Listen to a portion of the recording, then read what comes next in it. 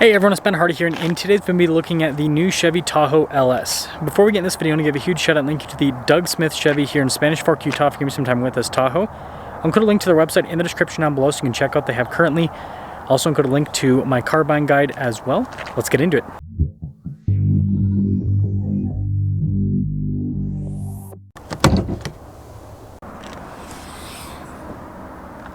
Under the hood, we have a 5.3 liter V8 that goes through a 10-speed automatic transmission. Fuel economy is 15 around town and then 19 on the highway, with power outputs being 355 horsepower and then 383 pound-feet of torque. Now, before we move forward with this review, I do want to mention if you want to see more videos just like this, then I recommend you subscribe because I post content every single day.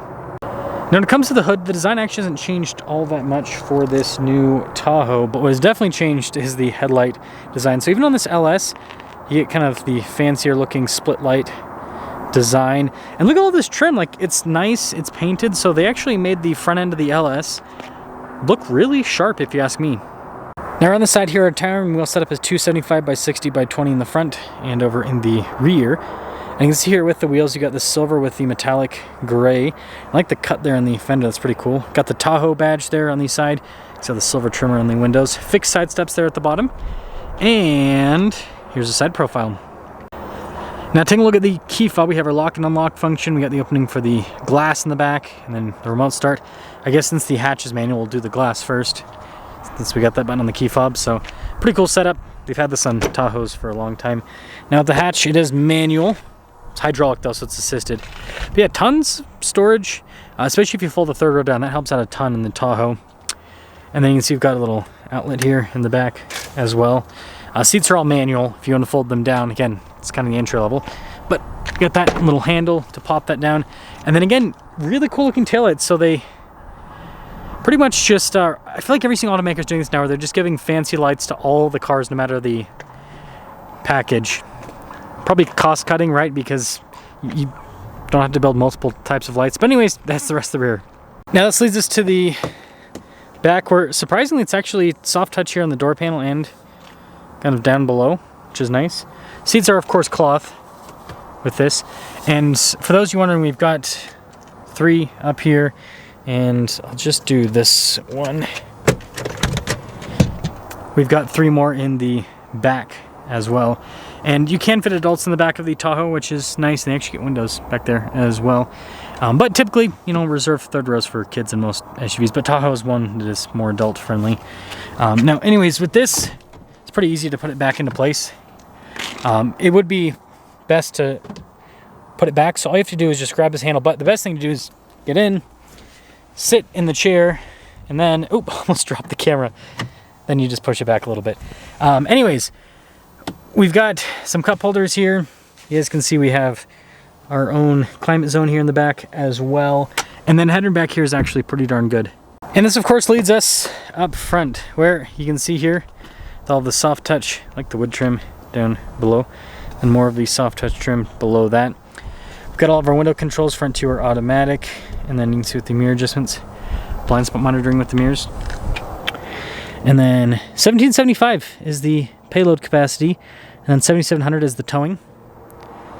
Again, cloth seats, but it is power adjustable for the driver, which is nice. Got your parking brake here, and then you can see with the drive line select, it just has an advanced four-wheel drive system. And then you've got for the lane departure, parking sensors, your auto stop start, your parking assist, and then 360 camera, stability controls, well light controls, all of that.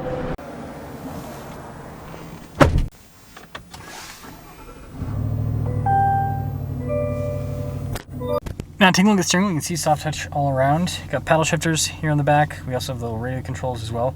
Bunch of practical controls here on the front. So got your cruise control. This is for the whole center screen setup, but also voice command controls and everything. And then yeah, we've got this new stock setup with a column shifter here on the back. But yeah, here's that digital gauge cluster. So even on the LS, you get the digital. And again, just like the taillights, I'm thinking they're just making everything uniform to make production simpler. But yeah, it's cool how customizable the whole setup is. This is actually pretty surprising. 360 camera, don't expect this on a entry-level package, so that's nice to have. It's a big car, so it's nice to have a big camera system. There we go. So quick response time with the screen. Does have the climate controls integrated with it. With the LS, you're not really going to get a whole lot in terms of features. Like basically just have the climate, and then I shouldn't say not a whole lot because it has 360 and all of that, but it's a little bit less. Like the Premier I just reviewed had heated and cooled seats, for example. But something to note, this still does have kind of like a nice trim on the dash. You can see the trim down below as well.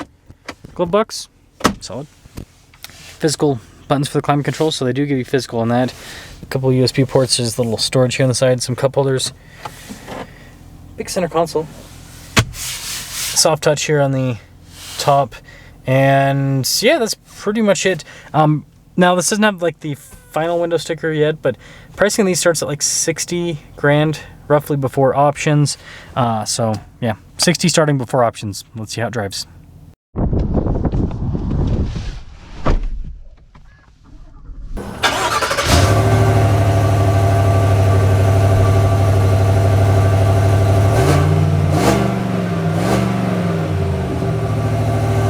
Well, let us set off in the Chevy Tahoe LS.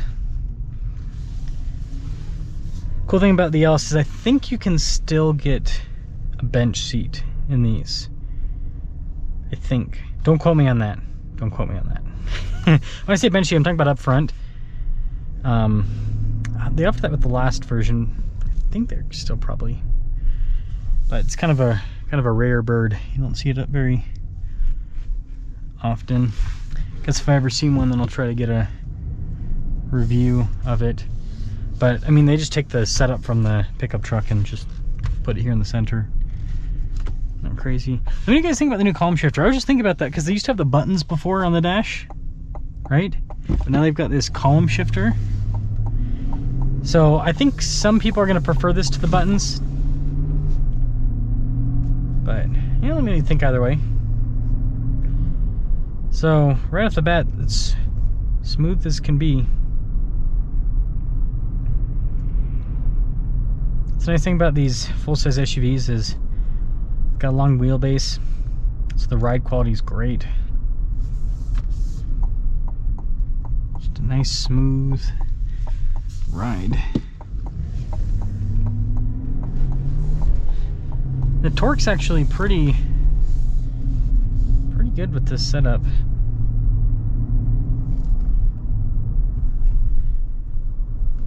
So not too shabby. Not too shabby at all. Oh, maybe this is. I still am trying. I've said this before. I'm trying to find a driving route down here. I don't know what's what. So I guess we'll see where this road goes. And by the way, I did figure out. Before I say this, if I disappear suspiciously, it's because of this video. I figured out why they're building all these warehouses throughout Utah. In every single one of these warehouse complexes, and there's cows right there. Anyways, in every single one of these warehouse complexes, every single one of them, there's military contractors. And Utah has some of the biggest military bases on the entire planet. So, just like I said, if I suspiciously disappears because of this Tahoe review. Good torque. Good torque. Again, the 5.3 is an old engine, but it's a good engine. I like it a lot. I think they did a good job with it. It's not the most powerful, but it's got enough power, especially in the Tahoe. It's more than enough. And it's still a V8. Still a V8. That window sticker is really not fun, but you know, figure it out. So, to cap things off, the LS is nice. But man, these full-size SUVs are pricey nowadays. 60 grand's a lot of money. I don't think the average person makes that much. So it's like, I understand this is, again, I mean, you look at the average person nowadays, most people, a large portion of people, I should say, yeah, a large portion of people don't have kids anymore, so they have no need for this. But still, it's an expensive price to pay for a family hauler, but it does have a lot of practicality. Again, you can tow almost 8,000 pounds with this, so it's a truck. It can fit 8 people, so it functions as a minivan, and obviously you can daily drive it, so works for that too. And it's big, it's comfy. It's got a V8, so there's a lot to like about it, but still, these modern cars are getting up there in price. Let me know what you guys think about the Tahoe LS, and let me know in the comment section below what packages. I mean, I'm planning on reviewing more Tahoes and then, you know, new Suburban and everything, but let me know what packages that you want to see on this new Tahoe. Man, that 360 camera system is so helpful. If it makes parking easy for me, it'll make parking easy for you.